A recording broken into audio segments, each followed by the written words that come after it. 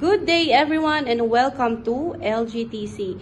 Isa na naman pong successful candidate natin ang naka-obtain ng kanyang Europe visa. Ma'am, may I know your good name po?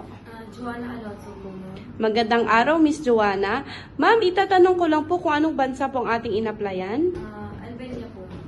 Alright. Si ma'am ay nag-apply patungong Albania. Ma'am Joanna, pwede niyo po ba kaming bigyan ng idea sa buong proseso po ninyo dito sa LGTC? Opo, ang una ko pong applyan ay Poland po, ma'am, dahil sa matagal kong process, isipan ko mag-transfer ng apply sa Albania. Okay. Ma'am, pwede niyo po ba kaming pwede niyo po bang sabihin kung ano yung mga pinaghandaan ninyo, anong mga requirements ang sinabit ninyo para sa pag-process po ng inyong Albanian visa? CV, diploma, OEC ng employer po, ma'am, at CV ID. Alright. Ma'am, kailan po yung flight natin? Mamaya, ma'am, 2 a.m. Alright. Again, ma'am, congratulations po, ma'am. And I've seen na hawak-hawak niyo po yung inyong visa. Again, congratulations, Miss Joanna.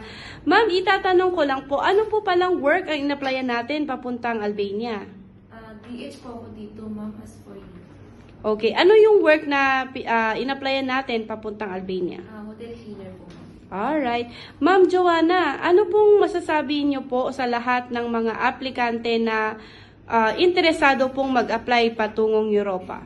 Be patient na lang po sa paghintay ng process, ma'am. Alright. So as per Miss Joanna, maging patience po tayo. Ma'am, isang katanungan pa po. Sa inyong Albanian application po, how long po ang process ng inyong visa? Process ng visa, 3 months. Sobra po yung Yeah, because I believe ma'am naapektuhan po tayo nung Christmas holidays kaya no inaabutan tayo ng delays. But usually ang process kasi in minimum 1 to 2 months po no sa ating Albania application. Once again ma'am, one last question po.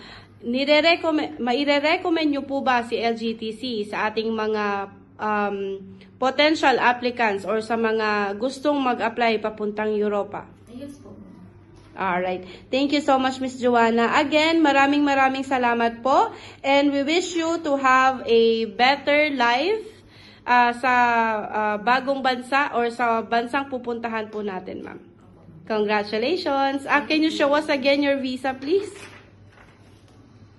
Thank you, Miss Joanna.